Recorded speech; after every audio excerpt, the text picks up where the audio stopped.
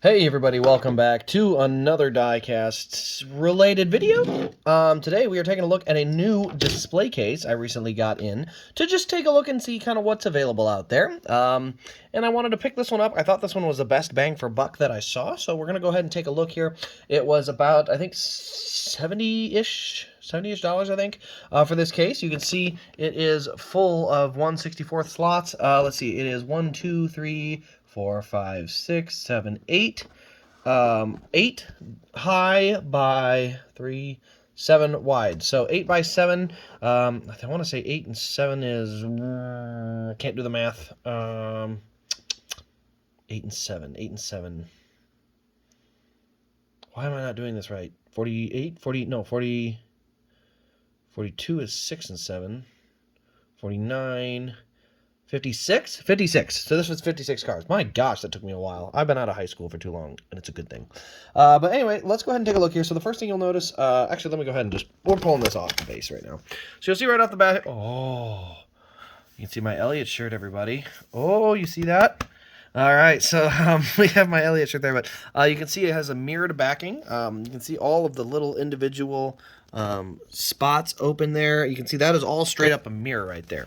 Now, I'm going to go ahead and put this back in its tripod where it belongs so I can flip this open and show you the amount of space that there is in this case. We're going to go ahead and slide the Brad Keselowski number 2 car in here. It's a very tight squeeze for these cars. That's a good thing, though. You get a lot of cars in there. And as I said, you do have the reflection in there, so you can see right there. That's kind of what you get to see for, you get to see the front and back side of the car in there as well. And it does fit. I'm going to go ahead and slide all these other ones in there. The Dover Win, I'll slide that in there. Go ahead and slide the Blaney in there, the Roval Win, and we'll get Kyle Busch's car in there. There we go. So we'll go ahead and slide the cover shut, and I'll show you exactly what I was talking about before on this case. Probably the best 1/64 case so far. You can see here, though, there's the number 18. You can see the back side of it and the damage there. The number 12 up here and the damage on that.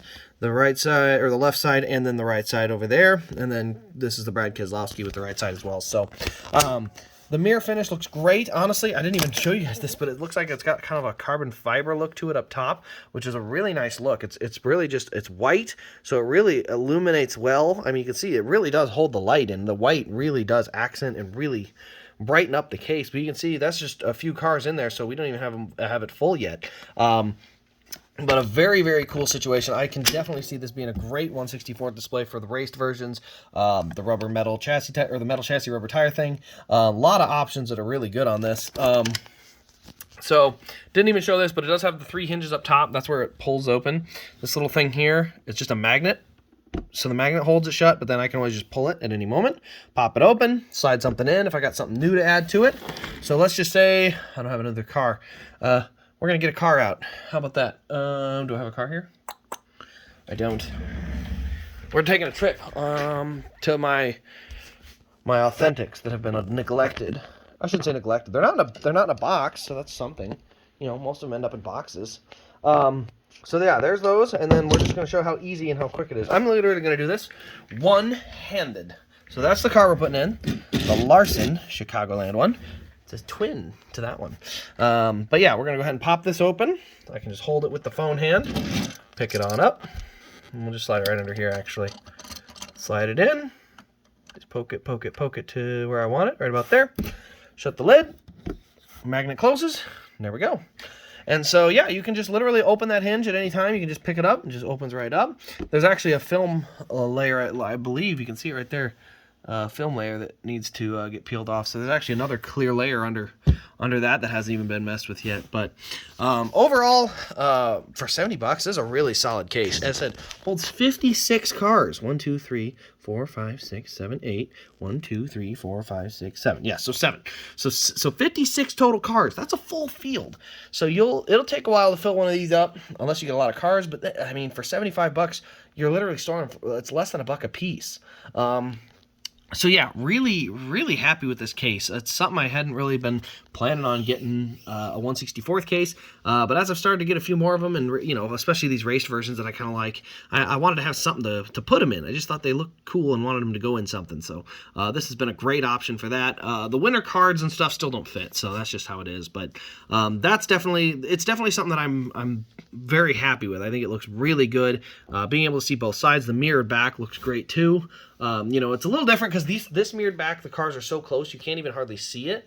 Where the cars are far enough away, you do get a decent gap in there that allows you to kind of see the back side of the car, which I do think is pretty nice. So anyway, guys, that's the 56 car case. I also do have this other case here. This is the small version of the stackable cases that I've been using for my 1/24ths. So these are a pair of them. You can see that is the Martinsville Custom, the Kansas Custom there. But they are in these stackable cases. I've shown, I think the Chase Elliott cars have always been in those.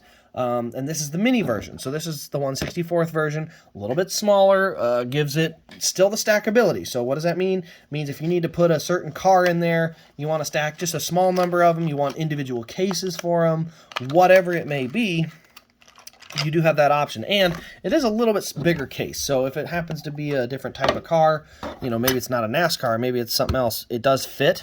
But you can see how easy it is to just get that case on there. Looks pretty solid. There's no mirrored backing to these.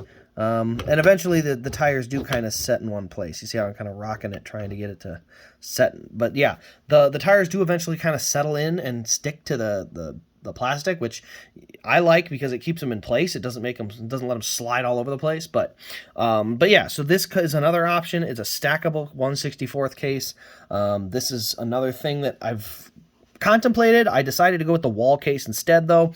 I just think, between this and having a bunch of these stackable ones and this, I prefer the case because there's no artwork or anything to put behind the cars either. So that's kind of why I chose that way. But anyway, guys, both of these items or cases are in the description below.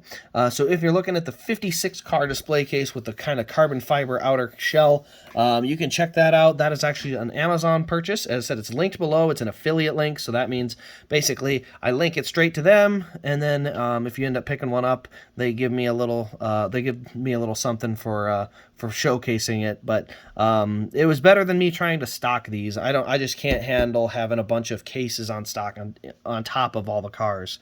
So, but a very good case. I'm really happy with it, especially this mirrored backing one, man. It looks great. The carbon fiber outside, the color of it looks phenomenal, and it looks good. It's a pretty cheap case, honestly, for what it's worth.